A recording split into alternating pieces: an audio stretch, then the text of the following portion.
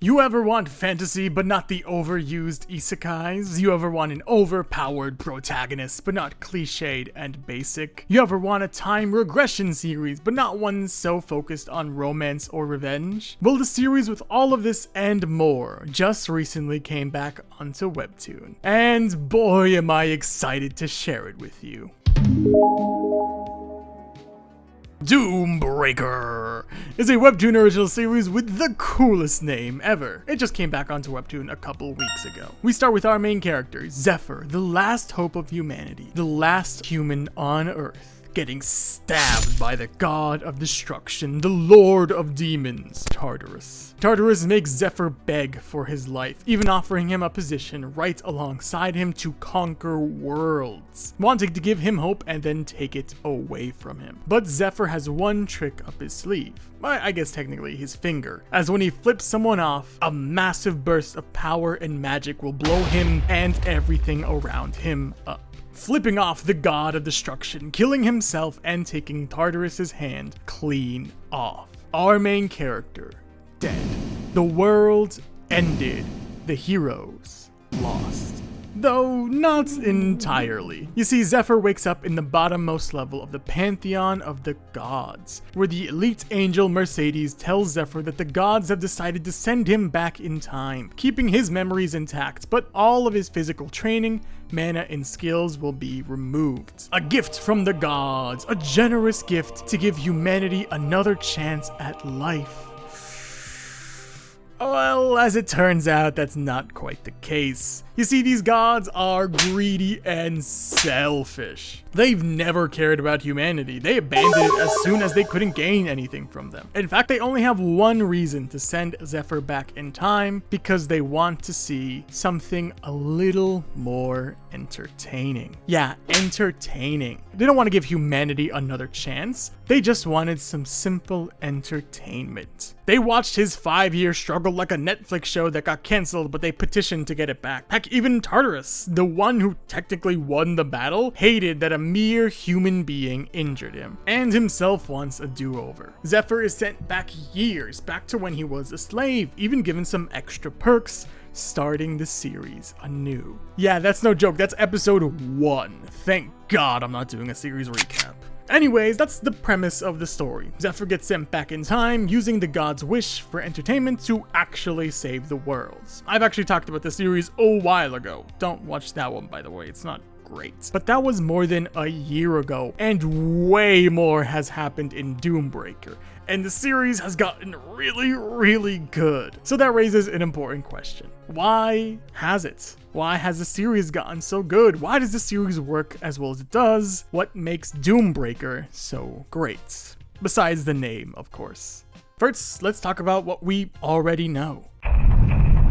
Stakes are important in any series. Stakes are why we care about these characters, about what they're experiencing, what they're going through. Stakes can be anything from the death of our heroes in an action series to characters simply just not ending up together in a romance series. Stakes matter a whole lot. Sure, they change depending on what type of series you're in, but they matter. So what are the stakes in Doombreaker? Oh, you know, just the end of the world. Pretty big deal. But hey, a lot of series have the same stakes. A lot of media has the same stakes. The difference here, though, is we've seen it with our own eyes. Right away in episode 1, we've seen the end of everything. Not just the death of our main character, but the destruction of the world. The stakes in Doombreaker aren't just this far-off thing we can think or imagine of. It isn't something these characters talk about. We've actually seen it. We've seen the bad guys win. We've seen the bad ending.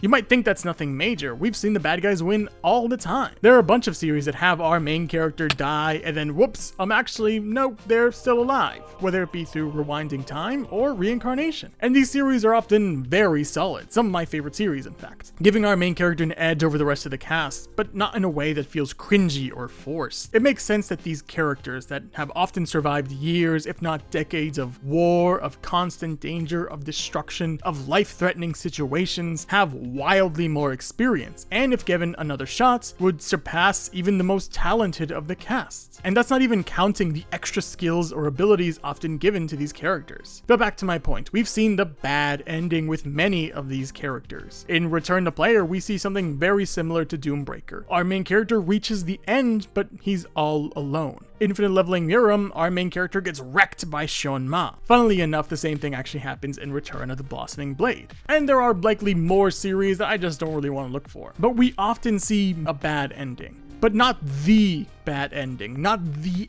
end of the world and everything as we know it. This is important because it hangs over our main character Zephyr's head the entire time. There's no forgetting what happened to him. Everything he does is to stop this bad ending, to stop the world from ending. These are the stakes we're dealing with. And since we know and have seen those stakes, everything Zephyr does feels wildly important. All of his actions always seem to add up, always seem to be important, because we know what he does is going towards saving the world. Speaking of, something else I love is the world that this series takes place in. Now, fantasy worlds are always very cool. As the #1 fantasy fan, magic, monsters, skills, swords, and dungeons are all fantastic. But instead, what Doombreaker excels at isn't just the world it takes place in, but the time and the effort they put into world building. For example, dungeons. Dungeons exist in multiple different series. Hunters go into dungeons, they kill monsters, usually get some items or materials or something, yada yada yada. They leave and the dungeon closes behind them. In most series, these dungeons are seen as wildly profitable for very little reason. Sometimes for the mana stones, sometimes for monster parts, sometimes for rare items. It does feel like a generic answer to it though. Meanwhile, Doombreaker goes hard into explaining why dungeons are so profitable. Monster parts are used and traded away for potions or poisons. Also, how clearing a dungeon is less about the actual things a dungeon can give and more about the politics of everything. How clearing a dungeon clears an area for roads and cities, putting a high price on new land.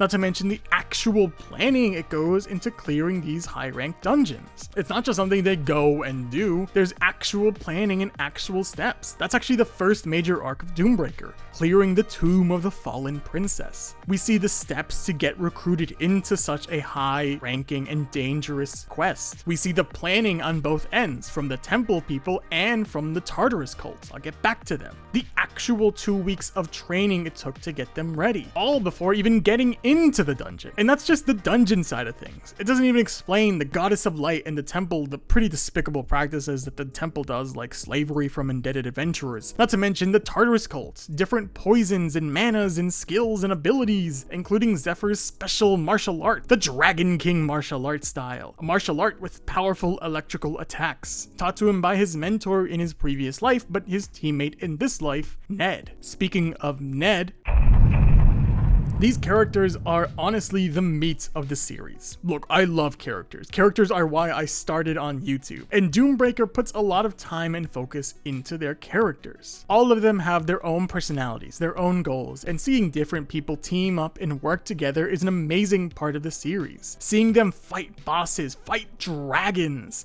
work together, strategize, and plan is an amazing part of the series. How they interact and feed off each other, but more importantly, the thematic reason these characters are important: regrets. Zephyr basically became the strongest human in his previous timeline. He was like a one-man army. He had to be to survive as long as he did, but his comrades weren't so lucky. They weren't strong enough to survive alongside him. Basically, all his friends, all his loved ones, died as he lived on to fight demons and gods. When given another shot at life, yeah, he trains as hard as he can, gaining every advantage in the book, from mana from recovery waters, switching to become an adventurer as fast as he can, gaining poisons that can actually amplify his powers, getting items and skills, even getting the golden dragon heart inserted into him to give him some insanely cool dragon powers. But he also does his best to strengthen his allies as well, freeing Ned from the anger that led him to his death in the old timeline, giving his closest ally and his love interest, Princess Altair, magical spell books. They look like crystals, don't worry about it. Even tearing out his own scales as a dragon to make a bow and arrow for his elven teammates. These are all moments that make his team stronger. It's actually what I talked about in my previous video on Doombreaker. This idea that you can't do life alone. That as strong as Zephyr became, he constantly regrets that if he had one more person, if he could have just made someone stronger, if he could have just saved one more person, he wouldn't have regretted it as much. Which actually brings us to what I've realized while writing this is probably why the series works as well as it does. Now, there's a pretty common term in storytelling known as show, don't tell. This idea that storytelling shouldn't be explained, but experienced. But what I like about this series is it does both, and it does both very well. Look, Doombreaker's action is spectacular. The art is fantastic. The world is fleshed out and developed. These characters are dynamic and bounce off each other very naturally. But the reason it's so easy to enjoy is because this series shows and tells. While you might see this as a problem at first, both are important, especially in a fantasy world. Fantasy worlds operate on different rules, not just kingdoms, but magic, monsters, martial arts, different races and golems and skills and poisons and potions and gods and more. These things sometimes need to be explained to us. It sometimes needs to be told. Doombreaker shows us the world we're fighting for. It shows us the people we're rooting to live. It shows us the villains we're rooting to lose. It shows us the pain, the struggle, the heartache, the fight. It shows us a lot, but it will always make sure to tell us so we're not lost as well. It often goes out of its way to do both, and not in a condescending way, but in a way that makes you fall in love with the characters, fall in love with the world, fall in love with the story. So no matter what kind of reader you are, you can really enjoy Doombreaker. So make sure to check out Doombreaker, updating every week on Webtoon.